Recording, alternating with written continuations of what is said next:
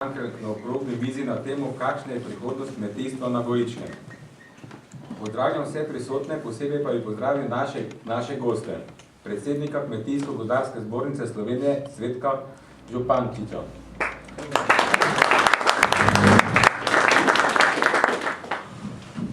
Direktorja Kmetijsko-gozdarskega zavoda Murska Sobota Franca Reženja. Vodijo močne enote Zavoda za gozdove Murska Sobota Štefana Kovača. Pozdravljam tudi prisotno županjo in župane sosednjih občin ter domačega župana Franca Šlichtubera, kateri nam je omogočil srečanje v tej lepi dvorani. Pozdravljam pa tudi podpredsednico Slovenske ljudske stranke in predsednico regionalnega odbora Slovenske ljudske stranke Prekmurje Jasmino Opec in jih hkrati predajem besedo. Hvala lepa, lepo pozdravljeni vsi skupaj tudi v mojem imenu, še posebej naši gosti in pa vsi zbrani župani ter vsi ostali.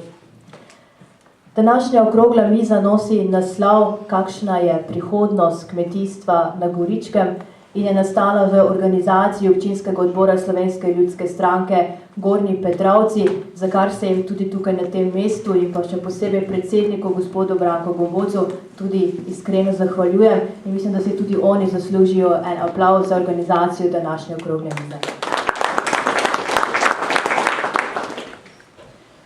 Goričko se tako kot celotno Pomurje srečuje z veliko stopnjo brezposelnosti, čedalje več je tudi revščine. Kmetijstvo kot ena najpomembnejših gospodarskih panog v Evropski uniji je lahko potencial tudi za nova delovna mesta naše regiji, še posebej tukaj na Goričkem. Na katerih področjih so ti potenciali, kakšne ovire preprečujejo razvoj kmetijstva ter s tem nova delovna mesta na Goričkem, predvsem pa kako te ovire odpraviti, so teme, o katerih bomo spregovorili na današnji okrogli mizi. Po kratkem pogovoru z našimi gosti, ki jih je omenil že naš predsednik občinskega odbora SLS Gornji Petrovci, pa bo dana beseda tudi vam, spoštovane gostje, da postavite vprašanje ali poveste svoje mnenje. Sedaj bi pa kar prišli k našemu pogovoru. Gospodarska kriza in socialna stiska v Sloveniji sta še vedno zelo prisotni. Brezposelnost je visoka in če temu dodamo tisoče mladih, ki odhajajo v tujino in tisoče tistih, ki dnevno ali tedensko migrirajo na delo v tujino, potem lahko sklenemo, da krvavo potrebujemo nove ukrepe, nove neke politike. Je lahko kmetijstvo tista panoga, ki bo v prihodnje omogočala več zaposlitev in predstavljala perspektivo tudi mlajšim generacijam, gospod Zupančič? Ja, glede na vse skupaj, preden pravzaprav začnem odgovarjati, tudi jaz vas želim vse prav lepo pozdraviti, vse člane stranke, simpatizerje, kmete, kmetice. Zdaj, ker je v organizaciji ljudske stranke, seveda najprej, kot sem rekel, pozdravljam v imenu, se pravi, člane stranke. Tudi sam sem član ljudske stranke, tako da nimam tukaj kakšnih težav. Veste, verjetno so v preteklosti boljši časi in se je kmetijstvo kot tako dajalo malo na stran. Pa vendar v teh časih, ko opazimo, da je bistveno težji v gospodinstvu pripeljati denar, kot pa ga je zapraviti. Vsi nam pa samo potem strežejo, kako bi od hiše speljali kakšen denar, kako bi potrošili še tisto, kar imamo. Seveda, bistveno težje pa je nekaj zaslužiti in seveda tudi življenje je dražje, kot je bilo pred leti nazaj. In prav zaradi tega je bilo veliko lažje nekje v mestu v zaposlitvi dobiti službo in pa zaslužiti za preživetje družine. Je zdaj to težje in prav gotovo tudi za tale območje, pa tudi jaz, ko prihajam z Dolenjske, je zelo podobno, res, da je Ljubljana bližji, pa da je Ljubljana bolj zaposljiva kot pa, ne vem, Maribor ali pa Murska Sobota. Zdaj tujina ne poznam toliko, kako je verjetno tukaj neki zaposlitve v Avstriji. Ampak seveda priložnost bo prihodnje prav gotovo tudi v kmetijstvu. Seveda kmetijstvo je opuščeno, v slabem stanju in prav v ta del bo mogla tako država preko svojih vzvodov in pa Evropska skupnost preko evropskih sredstev tako ali drugače pomagati do sredstev, ko govorimo o investicijah. Brez investicije zagona na kmetiji ni in ta sredstva bo potrebno pridobiti preko ukrepov, naj bo to mladi prevzemniki, investicije in tako naprej. Vendar tukaj treba pa omeniti še eno zadevo. Tudi potem, ko nekdo naredi neko, ne vem, če govorimo pri živinoreji hleva ali pa če govorimo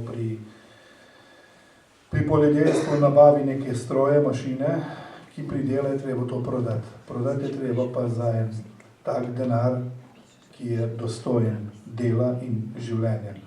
In tukaj moramo iskati to dodano vrednost, da tisto, ki pridelamo doma, pridelamo na dvorišču, na dvorišču prodajamo, pridelamo ne na dvorišču. Ne? In tisto, kar je domače, kar je naše, tisto mora imeti boljšo ceno. Boljšo ceno pa dosežemo pač tako, da naredimo reklamo, promoviramo, povemo, naj bo to preko razpisov, verig, kratkih za vrtce, šole in tako naprej. Drugi del je pa ta turistični del, ki je treba preko teh promocij ponuditi tisto specifiko kraja, ki je, da se to proda in pač, kot sem rekel, doseči moramo boljšo ceno, kot je pa tista hrana, ki pride iz uvoza, iz Evrope, iz drugih predelov sveta, ki je pač ne vemo kako pridelano, pa vendar po silno nizki ceni. Dostikrat moramo razumeti, kdo pravi, zakaj pa se to kupuje. Razumeti moramo tudi ljudi, ki nimajo denarja in običajno gledajo na to, da kupijo tisto, kar je najcenejše.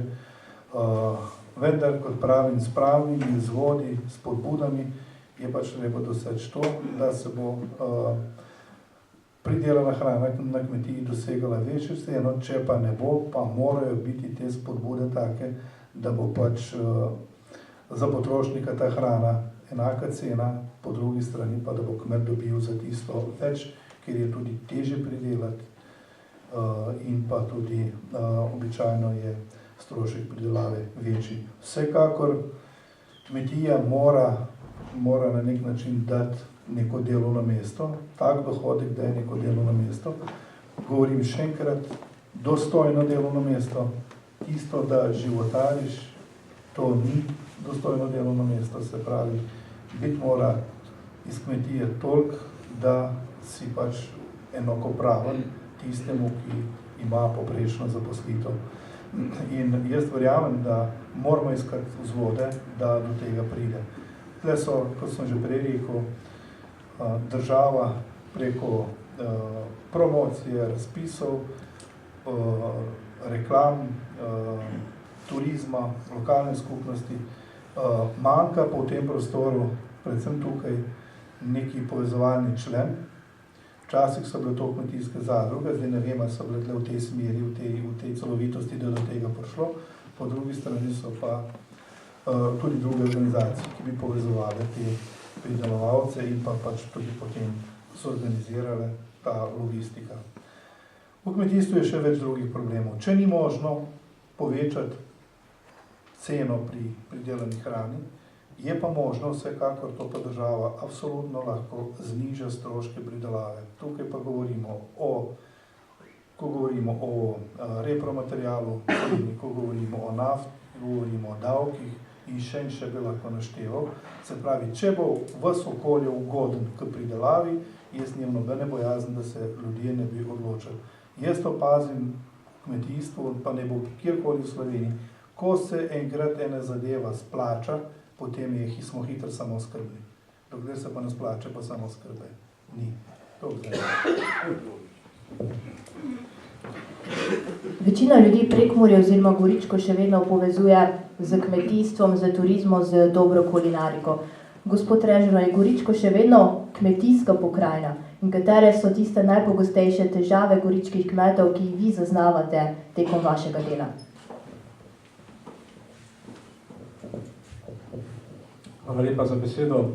Lepo pozdravljeni tudi z moje strani. Jaz mislim, da ja.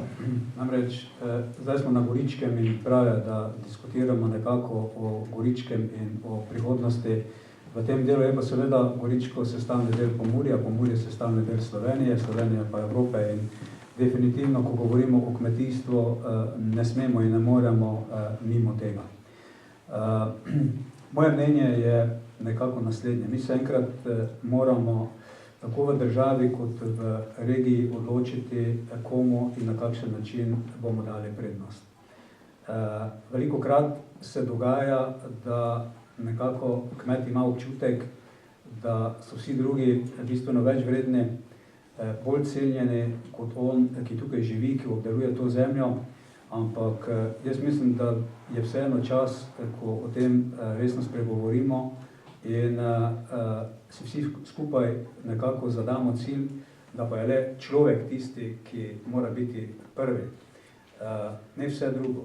Včasih dobiš občutek, da je vse drugo pred človekom, od divjadi, narave, potem vsekakor se tudi splača diskusija glede samih ekonomskih prioritet znotraj regije kot take. Kaj je v bistvu pomembnejše? Ali neka aktivna gospodarska dejavnost, ali razpršena sociala, na kakšen način, pod kakšnimi pogoji. To so seveda za mene teme, ki so neposredno povezane z življenjem na Goričkem. Rečeno je bilo brezposelnost. Definitivno. Pomurje je v samem tem vrhnjem delu, ker seveda ni prav, vsaj za nas neki tukaj živimo. Ampak vse ima določene posledice in počasih tudi določene prednosti. Prihajajo nove politike, prihajajo nove tehnologije, ampak zavedati se moramo nekaj. Definitivno se strinjam, da je investicije potrebno povečevati tudi znotraj kmetijskega sektorja. Ampak, ker vidim, da vas je nekaj prisotnih tudi odličnih govedorejcev, tehnologije velikokrat povzročajo tudi brezposelnost. V kmetijstvu se srečujemo z prikrito brezposelnostjo, ki je resen in velik problem v pomurskem prostoru. Na Goričkem ni nič drugače, včasih celo ta občutek še nekako bolj pride na plan. Ko govorimo o razvojnih vidikih, sta nedvomno dva dokumenta, ki nam trasirata pot. Na nivoju države je program razvoja podeželja, na nivoju regije je regionalni razvojni program. Kot institucija in kot posameznik seveda mimo tega ne moremo, ampak seveda moramo držati tega, kar je tukaj zapisano. To sem povedal iz tega razloga, ker vem, da se vaši župani maksimalno trudijo v svetu regije, da bi ta kmetijski del nekako prišel v sam sistem, tudi ob morebitni sofinancirani strani občinskih programov in velikokrat država potem odreagira prepozno ali pa sploh ne odreagira ali pa celo imamo občutek, da včasih kakšno zadevo prepreči, ki bi bila za ta prostor tukaj zelo dobra. Domače povpraševanje, res je.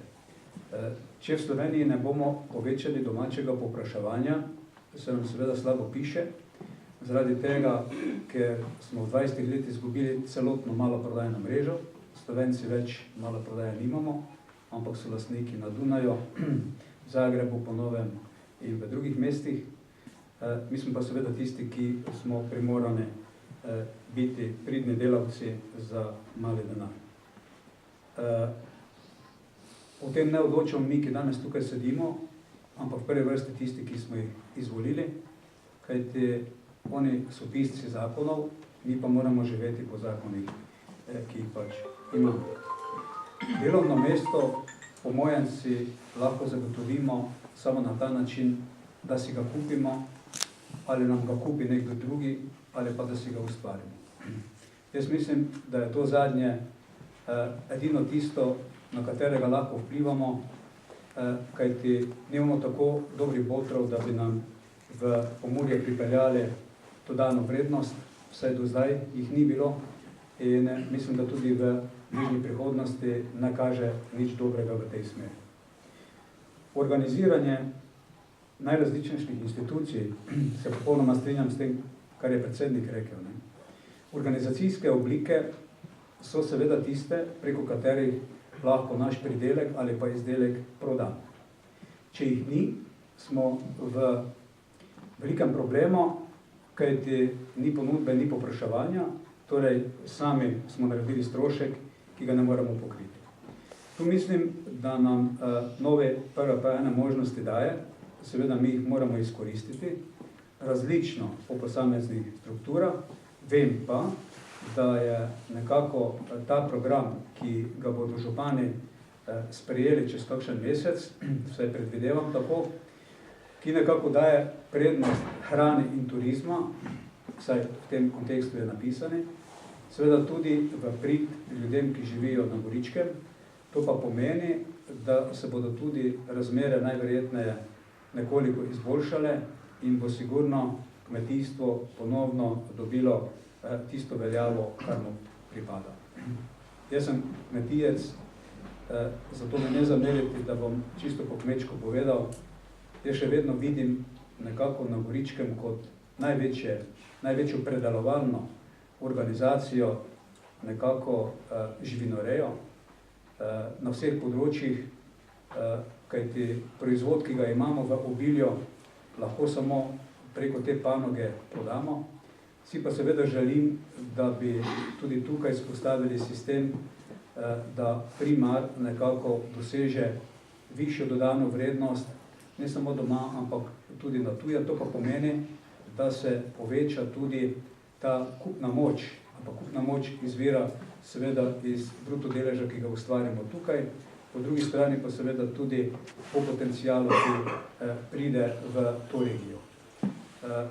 Vkolikor bomo imeli čas, imam s sabo podatke po občinah glede izplačil agencije strani PRP-ja, kar nam daje določeni optimizem, čega seveda lahko v tem kontekstu opredelimo kot izhodišče prioritet na področju kmetijske dejavnosti, ravno v občinah, ki nekako tudi sovpadajo z Krajinskim parkom Goričko.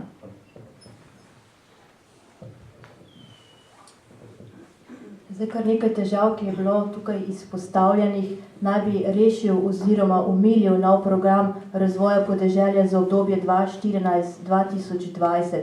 Gospod Zupančič, kakšne ukrepe vsebuje in kje so priložnosti za prihodnje?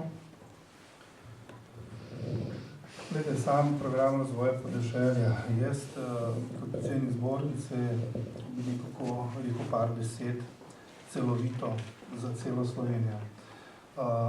Ta novi program, ki je imel toliko težav, mi smo pripravili na koncu lanskem letu dobro podlago za dober program razvoja podeželja, kakršnega smo poznali tudi v preteklem obdobju.